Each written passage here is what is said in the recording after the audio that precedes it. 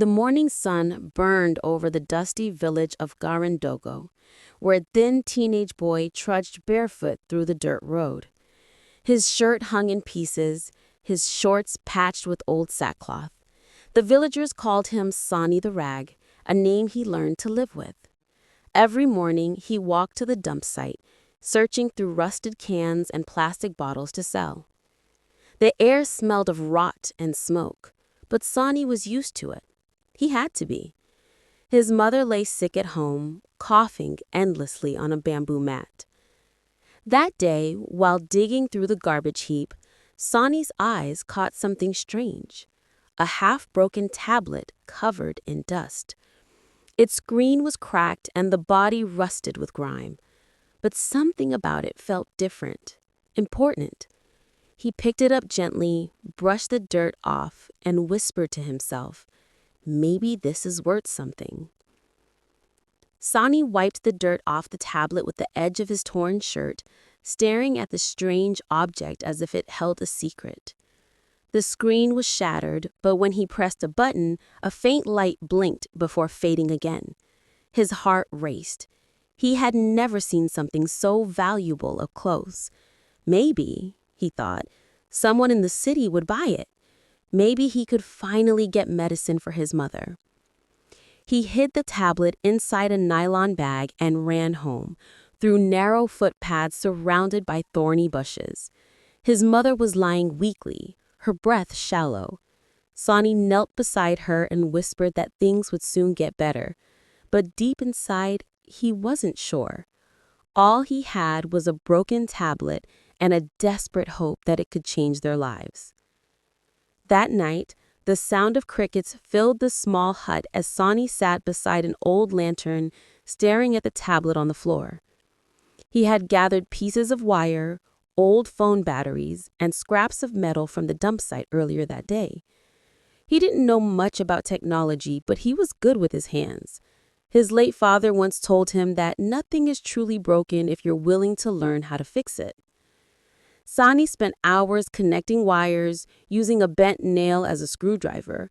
The tablet flickered weakly, showing a faint logo before dying again. His heart jumped with excitement. He whispered to his mother, who was sleeping, that something great was coming. That night, the boy who once searched for food in the dirt unknowingly began a journey that would shake the nation. The next morning, the sun rose slowly over the village, painting the mud huts in gold. Sani sat cross-legged, holding the repaired tablet in his hands. He connected a piece of metal wire to a small battery and waited. For a moment, nothing happened. Then suddenly, the screen came alive with a flicker of blue light. His heart pounded. Lines of text flashed across the screen before it stopped on a folder titled Private Files. He tapped it with shaking fingers, but a password box appeared. Sani sighed. He didn't know how to open it, yet he felt something powerful was hidden inside. He thought of the city people who threw it away and why they would abandon something so expensive. As the screen dimmed again, he promised himself he would unlock it, no matter what it took. Days passed, and Sani worked endlessly on the tablet.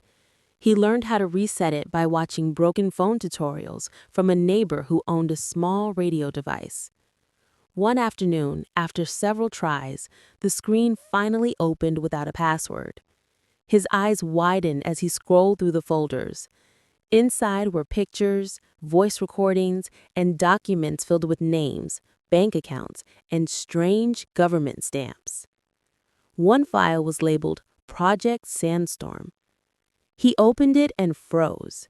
The papers detailed stolen money meant for schools and hospitals in the north, signed by a powerful politician whose face Sani had seen on campaign posters. He couldn't believe what he was reading. The truth was right there in his hands.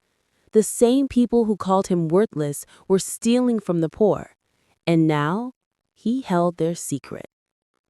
Sani hid the tablet under his mat, but sleep refused to come. Each sound outside made him jump.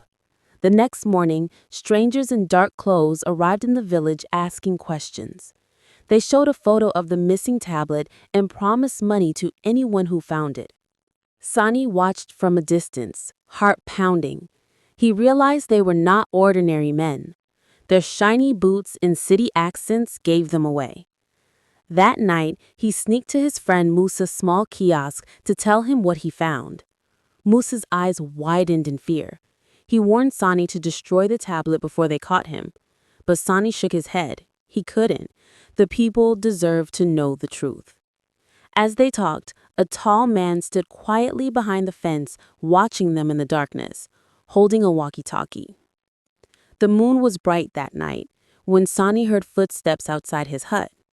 His mother was asleep, coughing softly on her mat. He held his breath and peered through a small hole in the wall. 3 men stood near the door, whispering. One of them carried a flashlight, the other held a gun. Panic rose in Sani's chest. They were looking for the tablet. He quickly grabbed it from under the mat, wrapped it in a piece of cloth, and slipped out through the back window into the bushes. The men broke into the hut moments later. His mother woke up in confusion, crying out his name, but Sani was already running through the night barefoot, his heart pounding louder than the crickets. The truth he found had now turned into a death sentence. Sani ran until his legs trembled. The thorny bushes tore his skin, but he didn't stop. At dawn, he reached the main road that led to the city. Trucks roared past him, their engines echoing through the valley. He hid behind a broken signpost, clutching the wrapped tablet tightly. He didn't know where he was going, only that he couldn't return home. His mother's face haunted him, but going back would mean death for both of them. A kind driver of a vegetable truck noticed the exhausted boy by the roadside and offered him a ride. Sani climbed in quietly, sitting among sacks of onions and tomatoes. As the truck drove toward Kano City, he looked out at the endless road ahead. Somewhere in that city, he hoped, was a way to turn the truth into justice. The city was loud, crowded, and nothing like the quiet village Sani had known. Tall buildings shimmered in the sun, and cars honked endlessly. The driver dropped him near a busy market and handed him a few naira for food. Sani thanked him, clutching his cloth-wrapped tablet as he walked through the crowd. The smell of roasted corn and smoke filled the air, and for the first time, he felt invisible. No one here cared about a poor boy in rags. He found a corner near an abandoned shop and sat quietly, opening the tablet again. This time, he saw folders named election plans and offshore accounts. His heart raced as he read about stolen funds and foreign banks. He knew the world had to see this, but how? He didn't even know anyone with a computer. The city held answers, but also eyes watching from the shadows. Sani wandered the streets all day until hunger drove him to a small roadside cafe. He sat outside watching people with phones and laptops. Then he saw a young man in glasses typing fast on his computer. A small sticker on the screen read, "TruthNet." Sani gathered his courage and approached him. The man looked up, surprised at the boy's tattered clothes and tired eyes. Sani whispered that he had something important, something about powerful people stealing from the poor. At first the man laughed, but when Sani showed him the tablet, his smile vanished.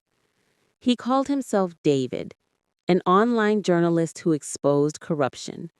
He told Sani to meet him later that night behind the cafe when it was safer. As Sani walked away, a man in a black jacket across the street spoke softly into a phone, watching every move. Night fell fast and the streetlights flickered weakly. Sani waited behind the cafe, clutching the tablet to his chest. David arrived with a small backpack and a nervous smile. He told Sani they would upload the files to a news network that could protect them both. But Sani noticed David shaking hands and the way he kept looking over his shoulder. Something felt wrong. Moments later, a black SUV stopped nearby. Two men stepped out, their faces half hidden. David's expression changed, guilt written all over it. He whispered that he was sorry before turning away. The men grabbed Sani roughly, snatching the tablet from his hands. He struggled and shouted, but one blow to the head silenced him. The last thing he saw before everything went dark was the tablet screen lighting up showing File Upload 27%. When Sani opened his eyes, the air was cold and smelled of metal. His hands were tied behind his back and his legs ached. He was inside a dark room with only a flickering bulb overhead. Two men sat nearby whispering into radios. His head throbbed from the blow, but his first thought was the tablet and whether the upload had finished. He listened carefully, pretending to still be unconscious. Soon, a man in a white caftan entered. His face was familiar. It was the same politician from the documents. He smiled coldly and told Sani that poor boys should never touch things meant for powerful men. Sani didn't speak. He only stared back, his eyes burning with quiet defiance. The man ordered the guards to make him disappear. But outside, unknown to them, the uploaded files had already begun spreading online. By morning, chaos swept across the country. News channels and social media exploded with the leaked files from Sani's tablet, videos, bank records, and voice notes naming corrupt leaders went viral within hours. The politician who held Sani captive was suddenly on every headline, accused of stealing millions meant for the poor.